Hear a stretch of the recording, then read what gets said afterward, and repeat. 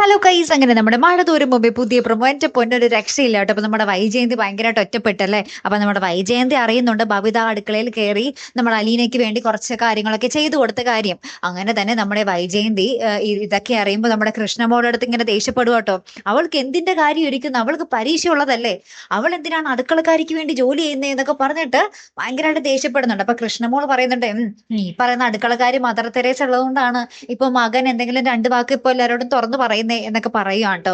പിന്നീട് നമ്മുടെ ബബിത രോഹിത്തിനെയും വിളിച്ചുകൊണ്ട് അലീനയുടെ മുറിയിലേക്ക് കയറി ചെന്നിട്ട് പറയുന്നുണ്ട്, അലീന ചേച്ചിക്ക് വേണ്ട കാര്യങ്ങളൊക്കെ രോഹിത് ഏട്ടൻ ചെയ്തു കൊടുത്തോളണം എന്ന് പറയുകയാണ്. അപ്പൊ രോഹിത് നമ്മുടെ അലീനയെ പിടിച്ചെഴുന്നേൽപ്പിക്കുകയും ചാരി എടുത്തേക്ക് ചെയ്യുന്നുണ്ട് കേട്ടോ. ശേഷം നമ്മുടെ ബബിത കോളേജിൽ പോകാൻ നേരത്ത് നമ്മുടെ കൃഷ്ണമോളെയും നമ്മുടെ രോഹിത്തിനെയും വിളിച്ച് വരുത്തിയിട്ട് അവിടെ പറയുന്നുണ്ട്, രോഹിത്തിനോടായിട്ട് മെയിൻ ആയിട്ട് പറയുന്നുണ്ട്, പനി പിടിച്ച് ചുമച്ച് അവിടെ വയ്യാതെ കിടന്നപ്പോൾ അലീന ചേച്ചി നോക്കിയത് അറിയാലോ, അതിനൊക്കെ തിരിച്ചിപ്പോ ചെയ്തോളണം എന്നൊക്കെ പറഞ്ഞ് നമ്മുടെ ബബിത ഭയങ്കര കാര്യമായിട്ടൊക്കെ പറയുവാണേ.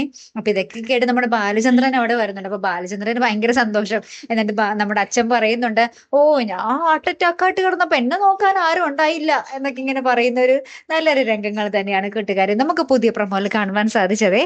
കാത്തിരിക്കാട്ടോ അപ്പൊ അടുത്തൊരു വീഡിയോ വരുന്നത് വരയ്ക്കും. Good bye.